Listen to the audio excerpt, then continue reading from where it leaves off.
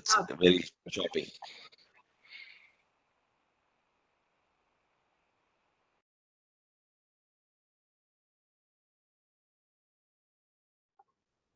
Okay, you. Asha, I think your voice is breaking. I'm not able to get what you're saying, but I'm Okay, going to sure. start But you're sharing my got your recording option, right? I just want to check. Yeah. Yep.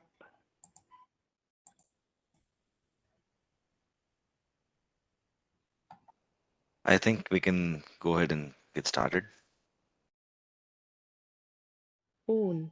Okay, start. Yes, I know my line is bad. Just wanted to welcome all of you to this session, and Aditi will take over and walk us through developing people, a subject of great interest to all of us. So, welcome,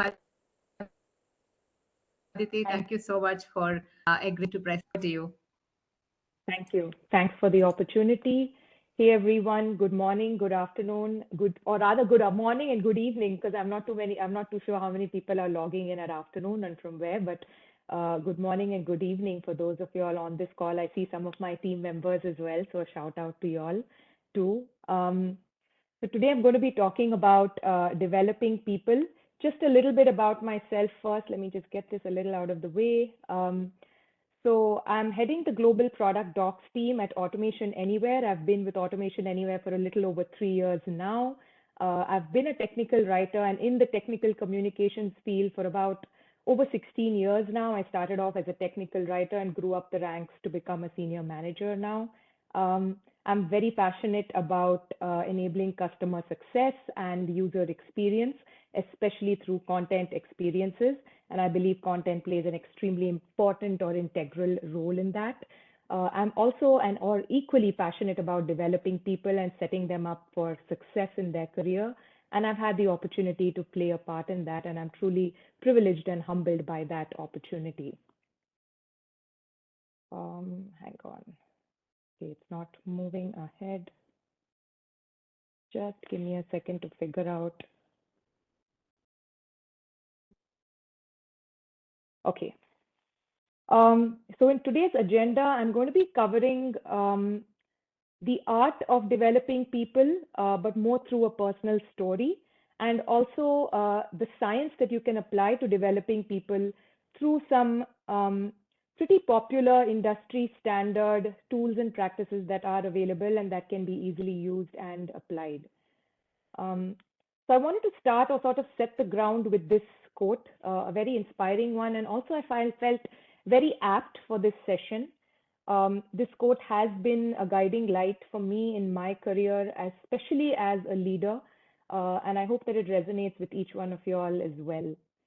Now that we've set the context, I'm going to start with a personal story, and the reason again I'm sharing this is because I believe that the developing people is an art, and my session today is not at all exhaustive or prescriptive in that sense, but I think with these nuggets of my own personal experience, I'll be able to share some of that knowledge, and hopefully that benefits each one of you all.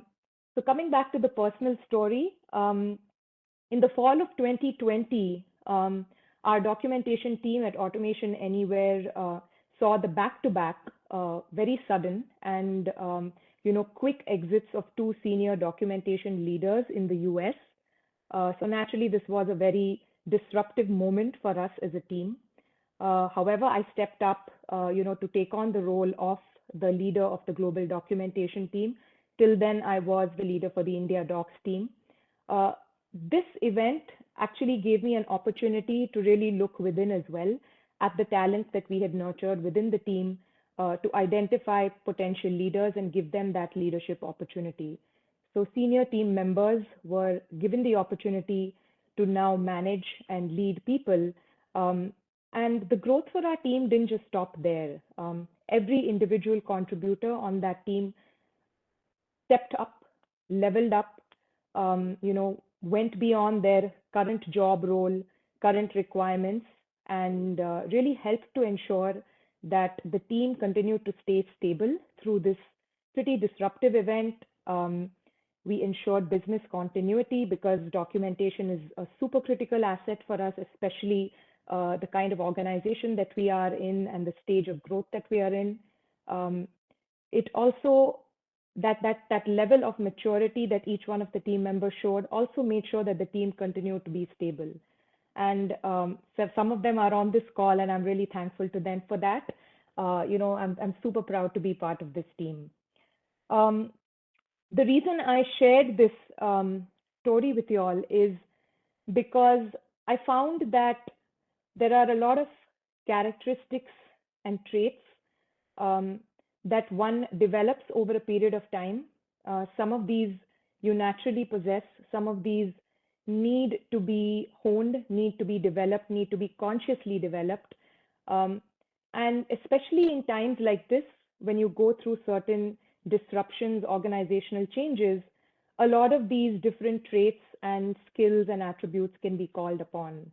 The reason I've highlighted some of these in the word cloud here is because I find myself feeling most resonated with some of these traits, but also because I found that these traits are especially relevant and pertinent when it comes to developing people.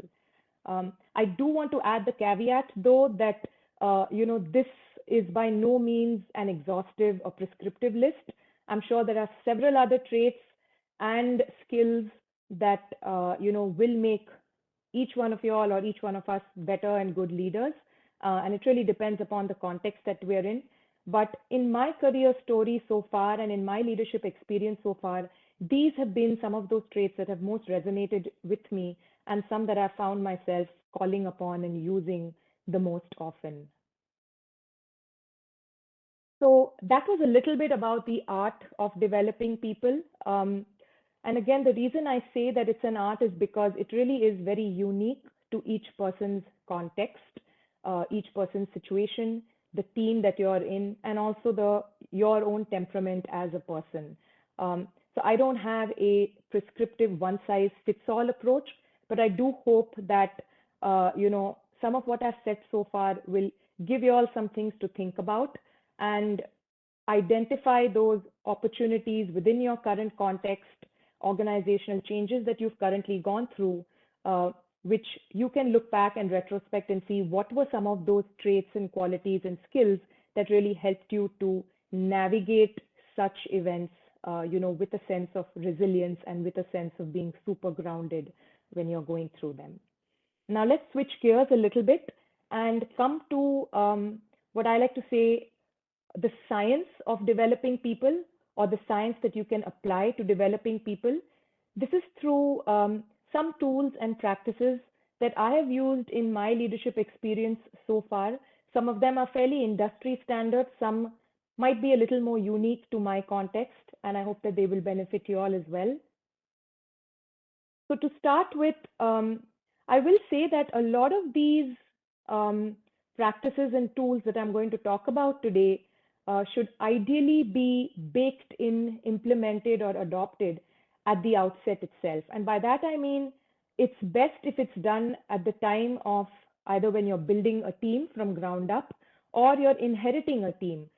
You may be a new leader who's come in to take on the leadership reins and take your team in a different direction.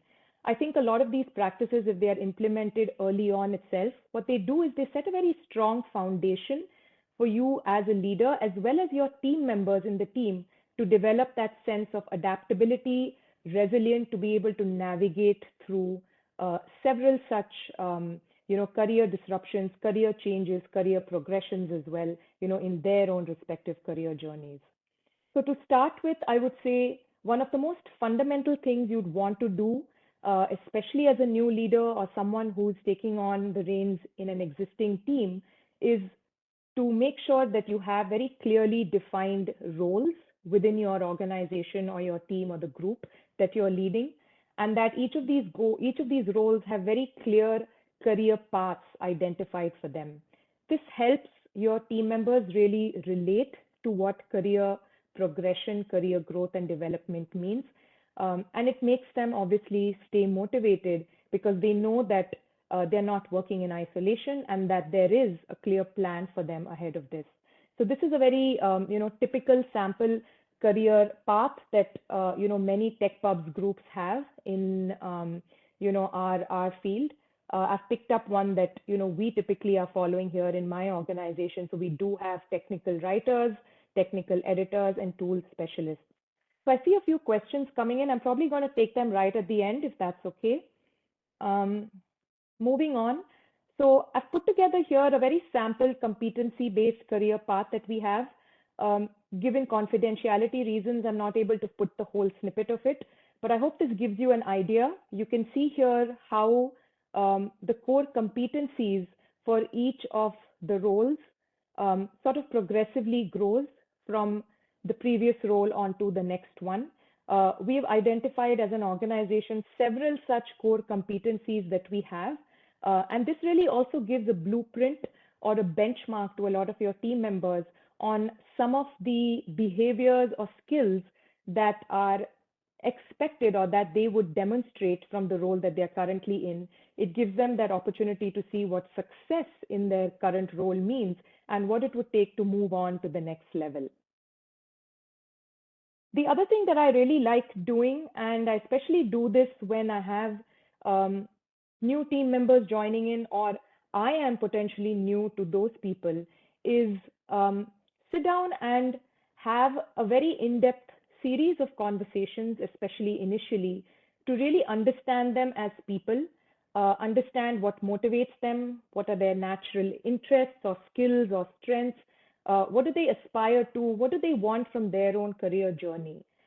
This helps me put together what I like to call an individual career plan for them.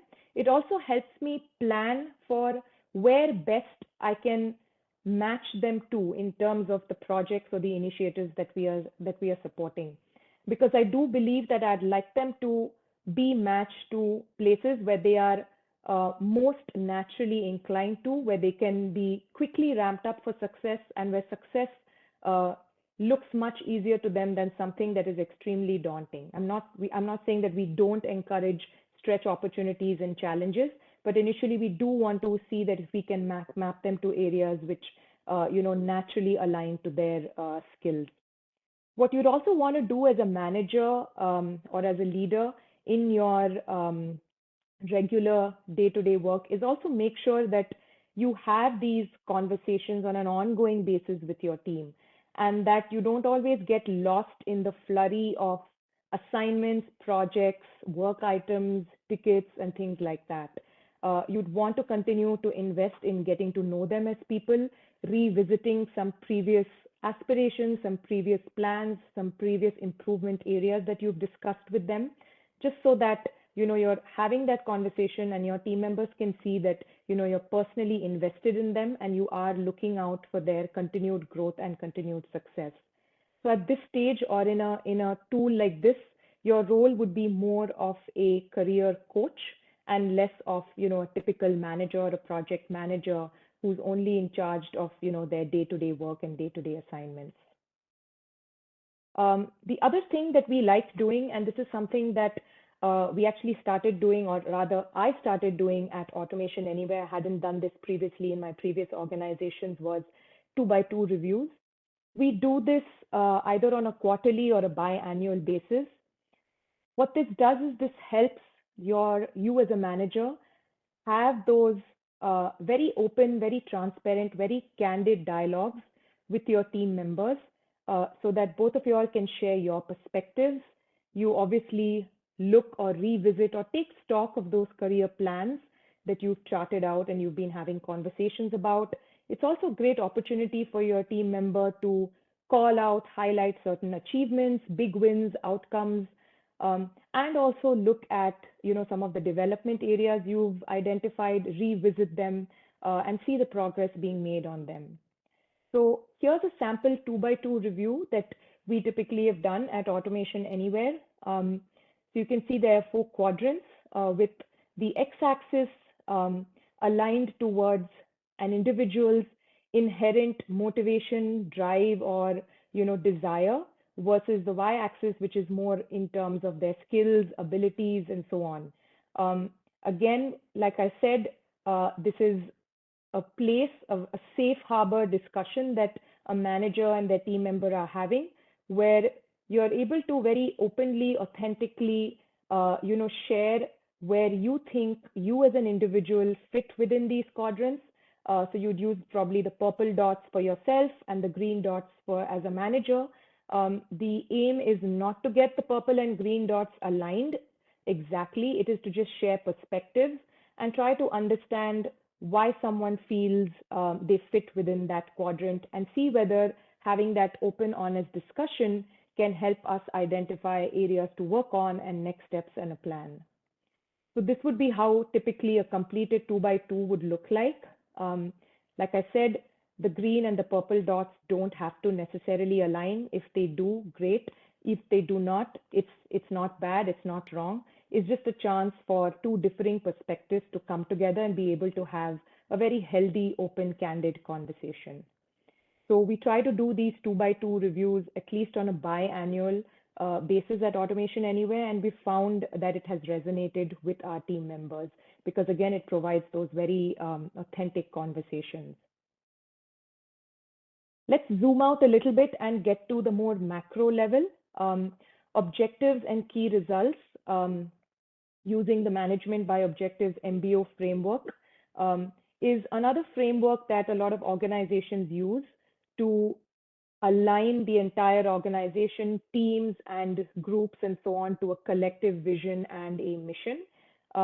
What this helps do is it helps to really drive focus and cohesion across the organization. So you have objectives and key results that cascade from the top down.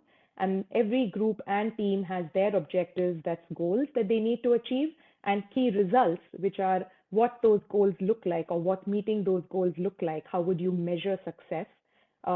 What this also does is this gives an opportunity then to trickle down to an individual basis where every team member has their own objectives and key results, which align well with the team, group, and organizational objectives. And then each key result typically has its accompanying tasks, which are those action items or those actual deliverables that each of those team members would be creating as part of, meeting those key results and the goals.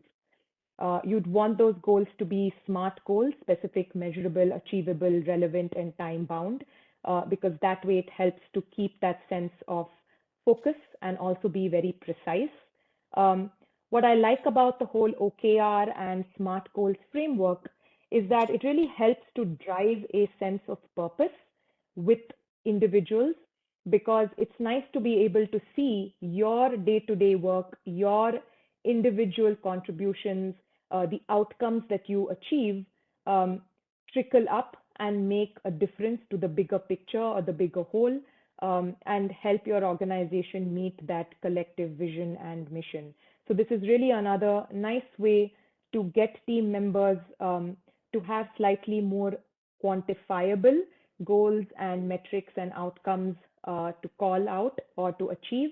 And it also, obviously, as your team members are working towards this, you're helping them develop and grow as individuals. The other thing that we've been doing at Automation Anywhere are what are known as talent investment roadmaps.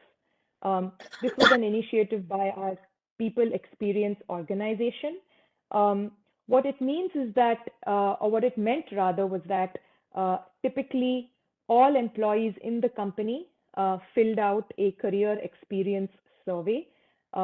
It was a pretty comprehensive survey which asked a fair number of questions about how you feel Automation Anywhere is a place to work, and do you feel like you have the kind of empowering relationship with your manager, and do you feel like your career goals and aspirations are being met? Managers had to fill out an even more detailed and comprehensive questionnaire for each of their team members. Because we are an automation company and we love drinking our own champagne, our People Experience group actually used very intelligent software bots to collate this data across the entire organization to build out what we call as personalized guides or talent investment roadmaps for each and every individual or individual employee in our company. So here's a sample a look at a sample talent investment roadmap. So I've taken a fictitious Jane Doe. She's filled out that career experience survey that went out. She obviously feels successful about her current role. She has those strong friendships in the organization. Her relationship with her manager is productive and satisfying. And she feels like she gets appropriate visibility, so and so, all of that. So all of that data, those highlights, that summary is coming from that career experience survey that all of us as individuals or as employees of the company took. What the back-end mechanism was able to collate for us was, as leaders, a very clear set of talent investment actions or an action plan or a set of to-dos for each manager for their team members. So this was by no way a generic thing. It was, totally catered to each team member based on the career experience survey, the questionnaire, and so on. And there was also a look at, compensation and and every team member's compensation in terms of how well it was positioned, market versus the market, and how competitive it was. So this was again, a game changer for us at Automation Anywhere because it was very helpful for us as managers. It gave us, a very clear blueprint for what we need to do to be able to continue to invest in the growth and development of our team members. So in summary, what I would like to say is that I've always looked at career development or development of the team members or the people that report into me or in my organization as something that is continuous. I feel like it's not something that needs to be checked off with, because of an HR process checkpoint or something that's done, on a mid-year, annual basis and things like that. I feel like this is something that as a leader or a people manager, someone who's been tasked with developing people needs to look at doing at an ongoing basis. I also feel the development of individual leadership characteristics and traits is also, a continuous process. We as leaders have to constantly navigate different contexts, different environments, different team members with very unique skills, temperaments, and so on. And I think much like our team members, we are also a work in progress and we need to continuously develop. It's super important to align 4 competency-based career paths, to roles and career plans that you have charted out as a leader for your individual team members. This way, right, you have a blueprint or a roadmap for every single team member in your team, and you know that you're working towards those roadmaps and you're personally investing in their career growth and development. It's very important to review those, revisit those.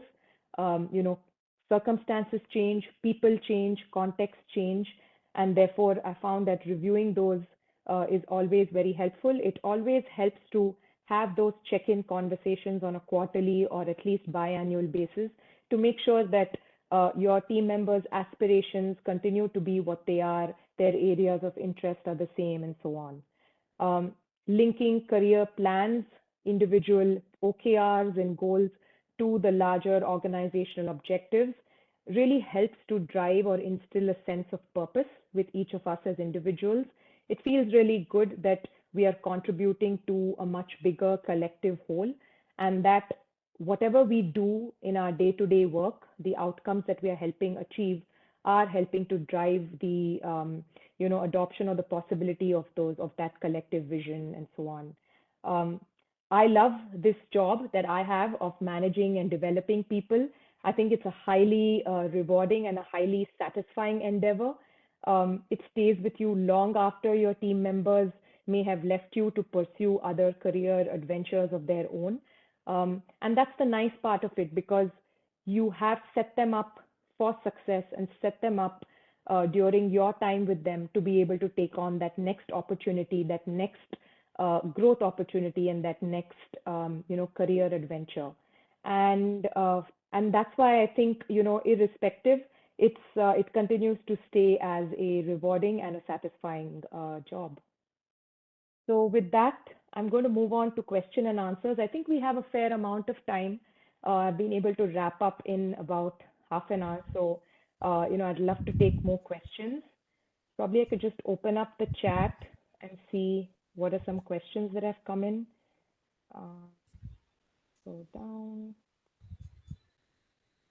Can one person assume more than one role at a time from this list? I'm guessing you're referring to technical writer, tool specialist, technical editor, Rohit. Is that your question? That was my question. Yeah, so I would personally not recommend that because the core competencies, the requirements for that are very, very niche and very, very specific. And it would be difficult for a team member to be able to meet all of those different, requirements. However, we've had situations where we've had team members who have expressed an interest in wanting to pick up some additional skills of a role outside. And we definitely encourage that as part of, stretch assignments and so on. But in terms of, mapping yourself, obviously you'd be mapped to a particular role, but it doesn't stop you from, looking at the behaviors and the skills that are expected from some of those other roles and picking those up as stretch assignments, talking to your manager and seeing whether, there's possibility or room for contributing in those other areas. Does that answer your question? Yes, it does. Thank you, Aditi. Thanks, Shankar. The 2x2 framework. Can you please talk about the successes using this framework? Okay, yes. We've had some successes, and I think some of my team members on this call can also vouch for that. I think what this has really helped us do is build a lot of trust between, me as a manager, as a leader, and my team members. Because those 2x2s help us be super candid with one another, and that takes a lot of trust to be that authentic with each other. It's also helped us align on areas that we feel there is room for improvement, keeping in mind that career path, that career progression, and those career plans I was talking about. So when you have those 2x2s, I think in the context of those, your team members are also able to appreciate that you're looking at growth and progression for them as you're having these 2x2s, and that the 2x2s are not just a performance evaluation tool that you're going to be using for deciding their performance ratings and so on. So I think that's the success that we've had with the 2x2s. And it also, of course, depends a lot on how you perform or carry out those 2x2s. But we found that carrying them out this way has been helpful for us and our team members. And that's the feedback we've got overwhelmingly from our team. It was it was quite a change for them to go through this. I know for me as a leader, I'd never done this before, so I was a little awkward initially about it. But I think a couple of 2x2s, helped me get over that. I know it helped the team members get over that. And then we got into a good rhythm over the next few years.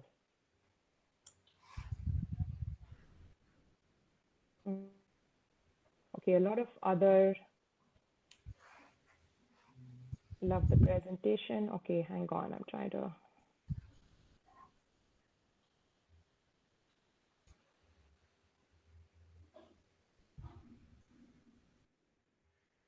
How do you handle the conflict that arises when two or more people want to aspire for the same role? For example, a people manager role.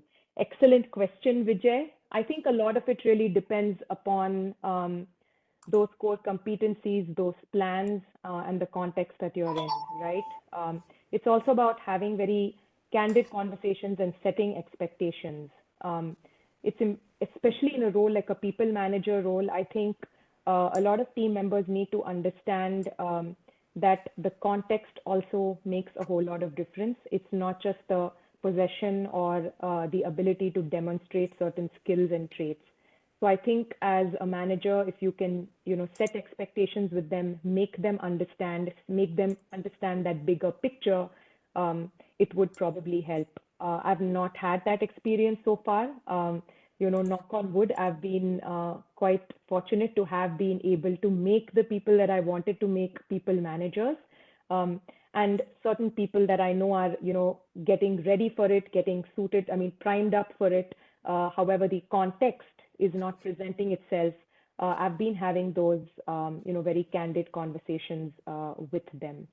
Also, I'd also like to add that if there are two people who are aspiring for that particular role, and one of them is not able to get that opportunity, you can still give them the opportunity to mentor people and mentor team members outside of being a people manager. So you're still giving them those opportunities to continue to develop and hone those leadership characteristics, traits, and skills, although they are not necessarily in that formal job role, so that when that next opportunity presents itself, they are ready for it, and it would be a very smooth transition to that. Does that answer your question?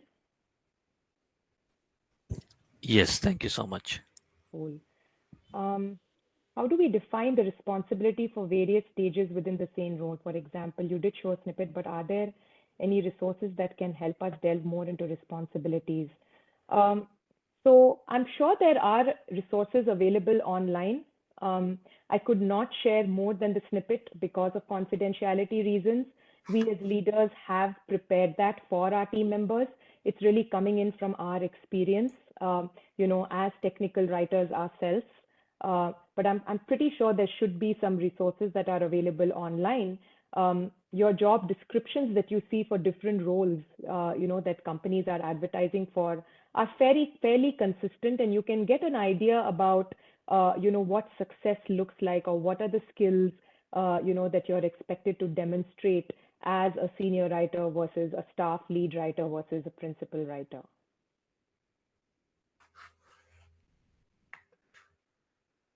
What are the major challenges you see when contributing to developing people? That's an interesting question. One of the challenges I've seen is that sometimes the people that I'm developing don't have the confidence in themselves. They don't feel that they are able to do that, or they feel nervous about taking a leap of faith. And I always find it quite interesting because as another person outside of them, I feel like they're absolutely suited for it, but they just don't have the confidence. So I think having those conversations and letting them sometimes see how you see them really helps, because they're probably not looking at it from that way. So that has been one of the major challenges I have faced when developing people, that I feel that, they're ready for this role, they're, ready for doing this, but they don't seem to feel that, or they don't have that confidence. So I think, again, it's a matter of having those conversations with them, having those empathetic conversations as well with them, so that you can understand where they are coming from. And we've been able to work around those as well.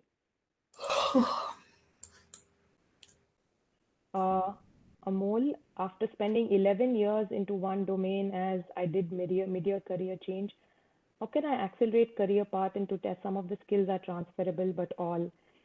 Yeah, that's a great question, Amol. I think if you join any organization, you can accelerate your career path by, of course, being super motivated and really picking up and looking at some of those core competencies and expectations from the role that you're hired for, but also roles that are next in progression. I can speak for Automation Anywhere for sure, is that we don't look at promoting people based on their tenure in that role, or how long or the time that they've spent in that role. We look at, are they already doing what's expected of the next role consistently for a certain period of time?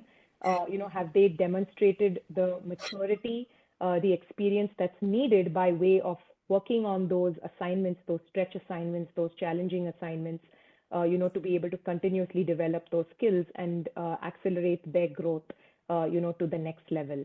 So I would say if you come with transferable skills, irrespective of the level that you're hired for, you can definitely accelerate your path towards the next role by looking at these career paths and progressions, and looking to them to help you identify what are some of those areas that you need to work towards. Considering compensation is a major driving factor for most people, how do you ensure your employees are always paid on par or better than, especially when the higher management is not supportive?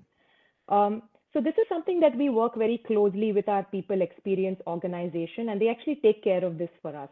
So they continuously do market studies to competitively benchmark the compensation of everyone in the team. against that. So we are very confident that they have the skills and expertise and the data to be able to do that. So which is why irrespective of the role, we know that there's always a competitive range in which we are going to hire the people for that particular role. Also, if you look at the talent investment roadmap I shared, there is data from that as well, which talks about the competitive positioning of that particular team member and does recommend corrective action for the manager to take if a team member happens to not be placed in that competitive sweet spot where they should be, vis-a-vis the market. If you're saying when the higher management is not supportive, I would add that my experience has pretty much been that you will encounter some amount of pushback sometimes from higher management, but I think it's about really being able to show the outcomes and the customer value that your function or that individual team member is able to bring. A lot of the times that actually speaks for itself, which is why you'd also want to prime your team and measure success with the kind of strategic outcomes that they're working towards, because I've found that that resonates really well with senior and executive leadership, especially when you're having those conversations regarding compensation and promotions and so on. They want to be able to see how every individual's outcomes or their day-to-day work or their contributions are making an impact to the bigger picture, to our customers, and enabling our customers to be successful. The captioning on this talk is top-notch. Well done for making it available. Thank you. I am one such person who's scared of taking people management role, and that's why the question. I can totally understand that. What I would say is that if you can take up mentorship opportunities within the team, as a mentor to newer writers, less experienced writers, even experienced writers, but who are new to your team. I think those kind of experiences, those opportunities give you the chance to upskill yourself and be able to take that leap of faith when the opportunity presents itself or your manager offers you that kind of a role. I think you would have the confidence to be able to take that leap of faith and make that transition. How do you drive team members in terms of team spirit, work enthusiasm, and culture aspects now that we have work from home mode all over? So I think a lot of it, we have been remote now for over 2 years. We've obviously learned and adapted, through that time. Our team at Automation Anywhere went through that very disruptive event bang in the middle of the pandemic. I think irrespective of where we were located and stuff, we all just got together and came together to, support one another and make sure that, we continue to be a successful documentation team. I would say the team members are also inherently motivated to be able to do that and get that sense of team spirit when they are collectively collaborating and working towards bigger objectives. So I think as leaders, it's very important to let your team members see the bigger picture, see the strategic importance of what they are doing, because that it's in itself drives that sense of purpose and, self-motivates people. So I found that, irrespective of whether we are working from home, whether we, meet each other often, whether we always turn on our video cameras in meetings or not, there's always still that sense of connect, provided we are all working collaboratively towards a bigger whole. And we know that each of our contributions are valued and that they are all helping us achieve that, those bigger outcomes. Another thing, though, that I will say that, we've been doing, or we did a lot with the team in India was, fun Fridays and things like that, which help, to bond over non-work related tasks and non-work related activities, especially given that now we are all working from home. And that has definitely made a huge difference because you can see people who were fairly new to one another, a lot of new team members who joined in the pandemic, so they were all onboarded remotely, developing those much needed one-on-one conversations because of those fun get-togethers. And then that's why when we all met in person, it didn't feel like we were meeting some of them for the first time in person. It felt like we've known them for a really long time. Thanks, Shri. With work from home, the coordinations between managers and team members have blurred. How do you keep the team motivated? I think I've answered this question. Please let me know if I've not, or if there was something a little bit more specific that you were looking at. This would be Aditi, Tabassum. no, yes. No, you just answered it. I had put the question before your Cool. answer. All right. Thanks for clarifying. What is a good way to balance between conformity and originality? People who typically agree with and conform might be easy to manage. Well, yes, as a manager, you can think that on face value, those people are easy to manage. But I think as a manager, you'd also want somebody who's able to question you. And you should also have the ability to be questioned and have very different contrarian views shared. So that's something that I think, is a trait of a successful leader, that you are able to have some of your ideas challenged and questioned. And that's what leads to innovation as well. So one of the things I've seen when you're hiring, as you're building and growing your team, is we tend to have a confirmation bias where we try to see people who resonate with us, in terms of their behaviors and temperaments and things. We'd want to keep a check on that because we do want people who are different to come in and be able to give that fresh perspective as well. And I feel a lot of it also depends on an individual, that if you're trying to sell a very innovative, very different, divergent idea, do your homework, do your research, be well prepared, go and share it with your leader, share the pros and cons. So be balanced in your approach.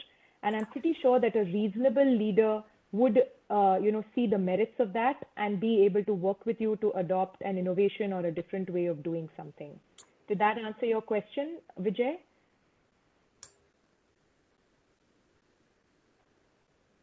Okay, not sure about that.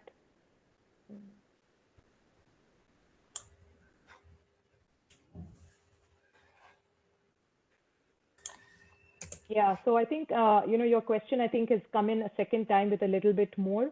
Yes, people who think different can be seen as disruptive, and sometimes you do need disruptions, right, to be able to, reinvent yourself. Again, coming back to the same story that I shared with, we did not see that disruption coming. It was definitely, it was unsettling for us. And that to two people leaving, back to back. But I think it gave us a chance to really reinvent. And now when we look back in hindsight, we are much wiser, far more experienced. We are a more stable team, and we're continuing to grow and building future leaders within, so that any such other disruptive event that does come by, I think the team by itself is inherently resilient to be able to continue to be successful in the face of that. In a team where everyone's performing and exceeding expectations, how challenging is it for leaders to consider everyone's growth at the same time? How do they balance it out? Any tips?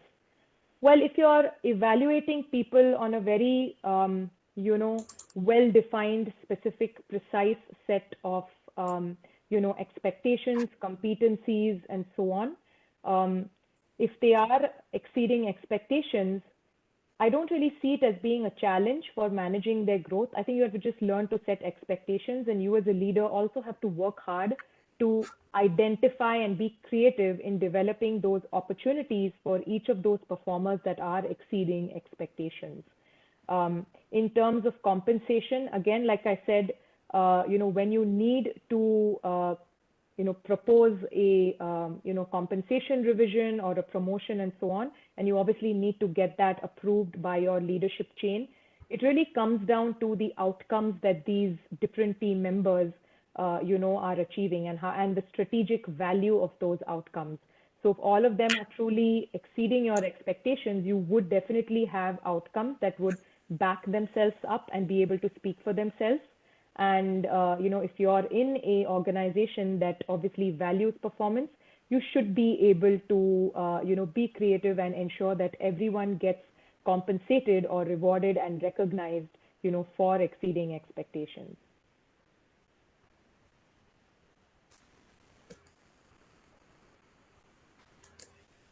see. What are some examples of praiseworthy OKRs for technical writers and technical editors that you'd like to share from your experience? This is a very specific question and it really depends on the context. I think when you say praiseworthy OKRs would, I'm guessing you probably mean meeting goals and objectives that align with your career competencies, your strategic context that you're in. So it really depends on your organization, the group, what are those goals that they are working towards, and whether your team members are able to meet those. So I'm not really sure I'll be able to answer this question with specific examples from my current experience, because I think that would not be appropriate in a public forum like this. But I hope that you get the gist of what I mean in terms of praiseworthy OKRs. I think all OKRs are good. There are none that are praiseworthy, but those that obviously are agreed upon and set and aligned with the larger organization's outcomes, are those that will obviously, you will be recognized or rewarded for meeting those goals. So I think I've answered pretty much most of the questions. I would like to put in a few cheeky plugins here. So let me see how I can move on to the next slide. So yes, I am hiring for my team in India. This role is based out of Bangalore. However, we are very open to suitable candidates who meet our requirements, who are elsewhere in India as well. We are open to remote working. We do have a role, or rather an opening for a senior technical writer role in our team there. Someone who's going to be working on very cutting edge next generation embedded automation solutions, which are going to help drive what we call as the future of front office attended automation.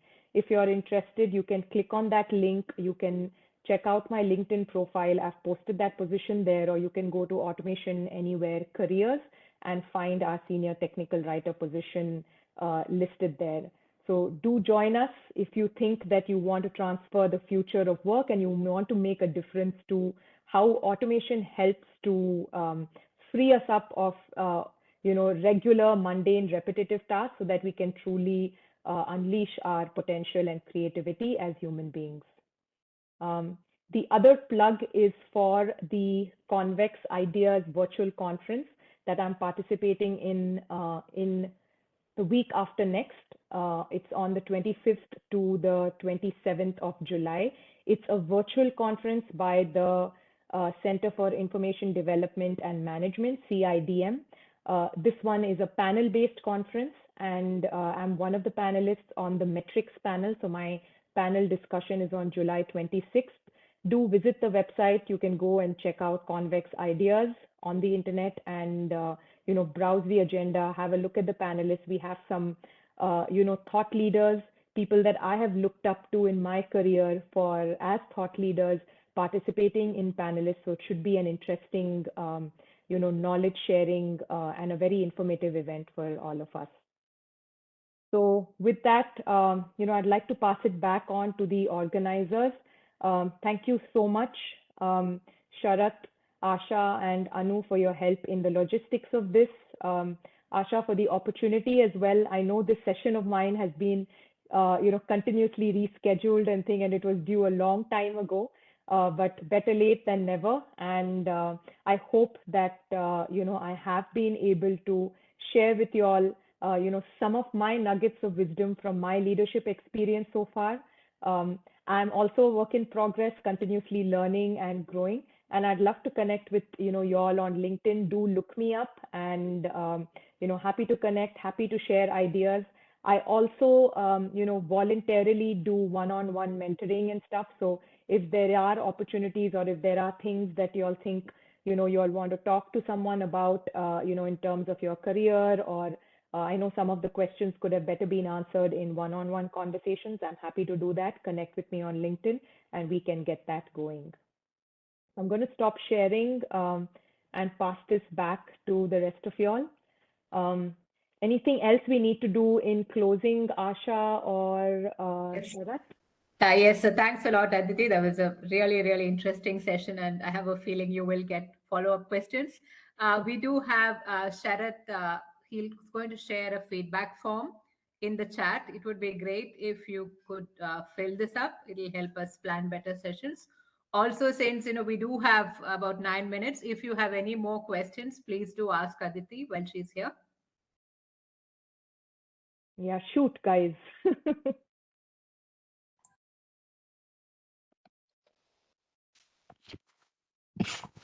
Hi, Aditi. Sunday here. So, yeah, Hi, thanks. Sandhya. How are you? I'm good, thanks. Yeah, so very well articulated, and I think it was a Thank highly you. interactive session. So I think that was great. Thank you. Thank you for the Yeah, opportunity and happy to do this. yeah.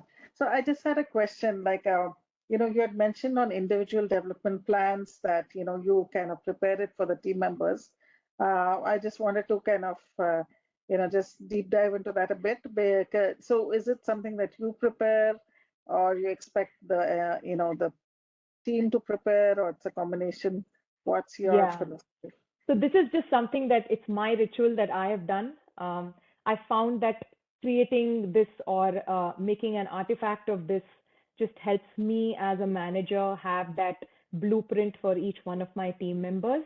And especially when they are new to me, that is, I may have been a new manager joining that team, or they are new team members coming into my team. It really helps me to have those very important conversations at the outset itself, and not as an afterthought. So it's something that I've done individually, and it doesn't have too much involvement with people experience and so on.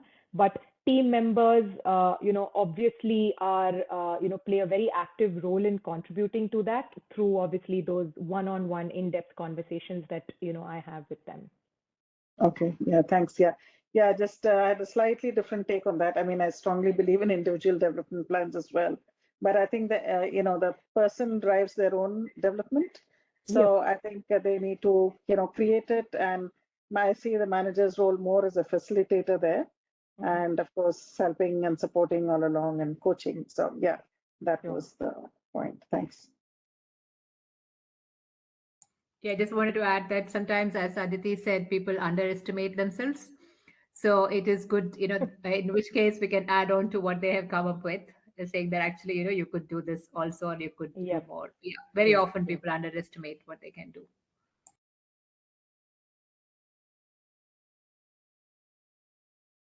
Would also like to hear from other managers here on the call who have either tried out what Aditi's done or done other things, which has been, basically best practices, anything that could be useful to other people.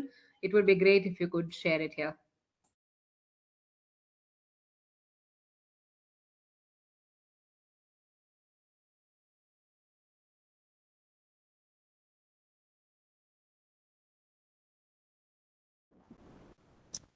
Hi, Aditi. Tarur here. Hi.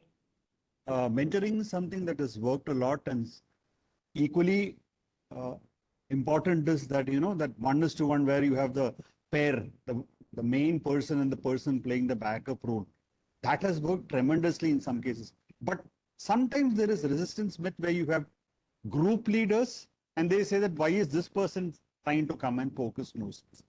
Because you would have been a person with experience trying to help actually, but then it meets some resistance when there is like set team and group leaders. Now, how do you break that and say that, okay, you're only here to help with your experience? Well, I think it's also a lot about creating awareness, right, within the team that we are Absolutely. looking to mentor one another, irrespective of sometimes job grades and job levels, and really the experience that you have maybe in one particular area or one particular vertical. So I think as leaders, if we cultivate that culture and create that sense of awareness that we are a team that believes in this, and we support this sort of a culture, there will be probably less of a resistance to that.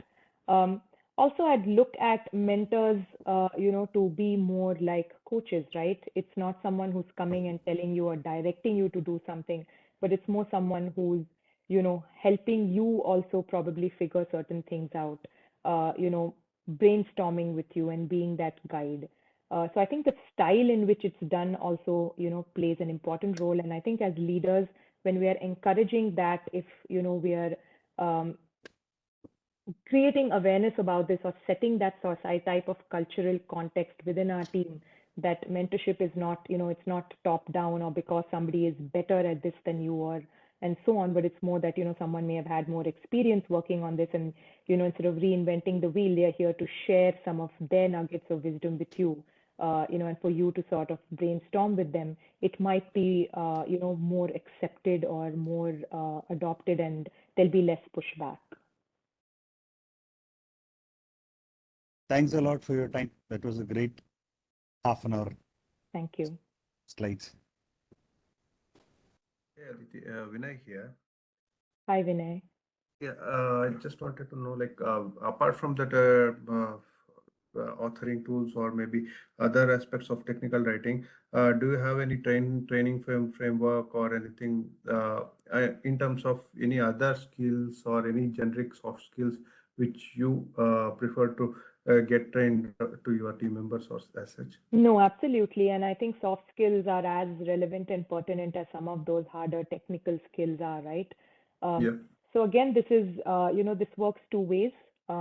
As an organization, we do have, for example, at our company, we have MindTickle, which, we have a encyclopedia literally of courses there. So as a manager, you can definitely encourage your team members, identify certain learnings for them, and then they take this on their own and they pursue those learning paths. LinkedIn Learning is again, another very useful tool that I've seen, outside of, your organization also, where there are a lot of courses available on different aspects of management, coaching, people development and mentoring. So there's just a whole lot out there. Some of it, is has to be explored and understood. And I think as managers, we are able to do some groundwork, some research, share some of those courses with our team members. It's great. And then I've seen some team members have also been very proactive and they go out, find that themselves. They come back, they talk about it, they share that with us, and then we, let some other team members know about it. So yeah, there is definitely a focus and an emphasis on that, and it works two ways, right? That, as a manager, you'd share resources with them, and then they would also, take that up themselves and find, similar resources. Okay. Thanks, sir. Yeah, and as managers, what I feel in addition to that, we should also make sure that their workload is balanced. If we keep them more than 100% occupied, they will definitely not be having time for the trainings or for any career path for that matter. They Career will be development. totally engaged in the work. So I think that resourcing and balancing needs to be done before anything. Yeah, and it's also an interesting, point that you brought up where you can also be, and this is where I think we as leaders can also be a little creative and innovative, that can you tie in some of the development of those soft skills with actual work as well, initiatives and so on. That's also an interesting way, right, for them to be able to, meet both things, right? Meet the requirements or the tasks or the goals while also being able to have those opportunities to demonstrate those skills and really hone those skills. So, I'd look at it as managers also being a little bit creative in that aspect. True.